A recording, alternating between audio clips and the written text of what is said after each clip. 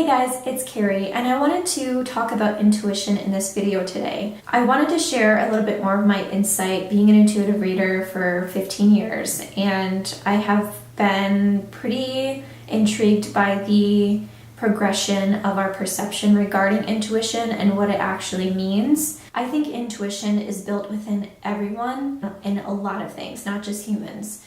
Intuition to me is a vessel of information. It is the communication or the communicator of the universe. And so it transcends a lot of different things. It transcends matter. I don't think that we can just even equate it to like human perception of knowledge. I think that it is a communication that takes place between atoms and animals to humans, plants, everything. I think that it literally is a communication sector for everything that exists as we know it.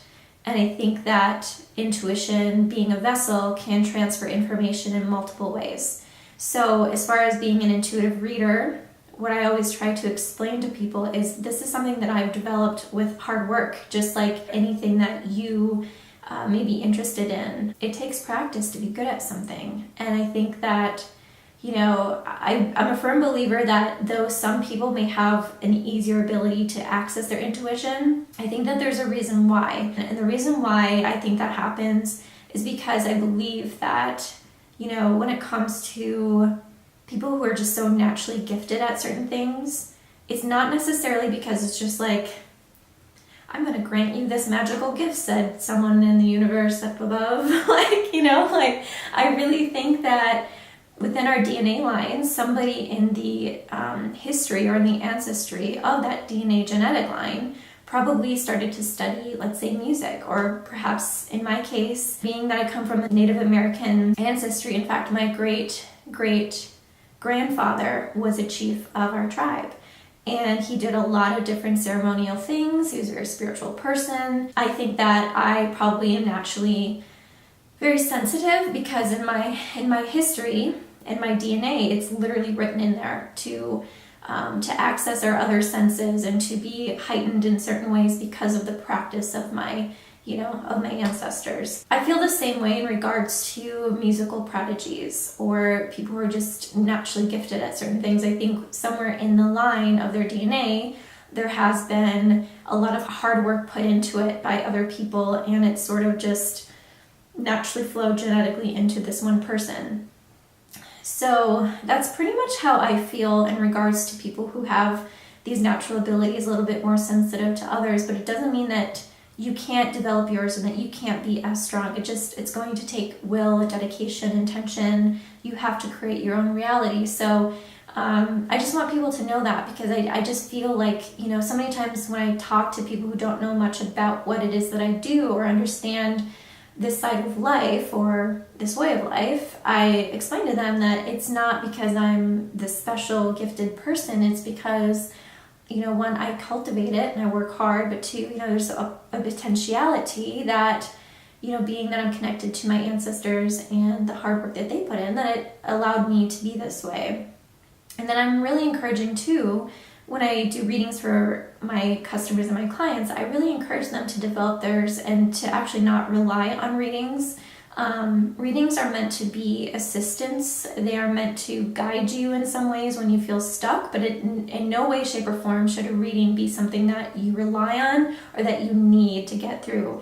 You should be harnessing and honing your intuition and making choices based on your senses and what it is that you want to experience in your human experience. Another way to explain intuition to me would be the way that we just understand what our pets want when they look at us, or when they want us to know that they need something, or they're trying to tell us something. There is a way of communication, not just with body language, but it's like a sense. There's something you can feel and sense about your animals. Even with your children, there's so many times that I could just feel my son through the way that he sounds, and the way that sound also transfers more information to me. I think that intuition is more of a biological sense within us than it is anything else. I think that it literally is more of a scientific thing than more than just like a mystical. I think that the scientific and mystical aspects of intuition are one and the same.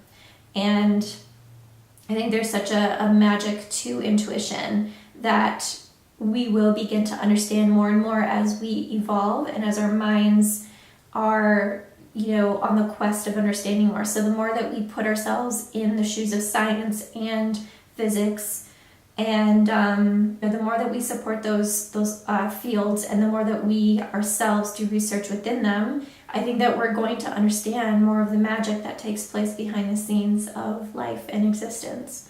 And it's really exciting. I think that to separate the two is a really sad thing to do, because I think that I think it's pretty magical that there's something called gravity, and I think it's pretty magical that there's a way that we instinctively know what to do when it comes to our instincts as mothers, as people, even the way that we are wired to survive and have these biological responses. I mean, all in itself, to be alive and to exist is pretty magical. And intuition is the same thing. I just wanted to know what you guys felt about your own intuition. What are some of the thoughts that you have had regarding what intuition is to you? Another familiar term to call it would be gut instinct. Leave me comments below and let me know. What I would like to do is share some of your encouraging and supportive insights and advice on another video for others who are looking to understand it more. Anyway, you guys, thank you so much for watching this video. Thank you for being a part of this journey with me. I hope you enjoy this. I love you. Take care. I'll see you soon. Bye.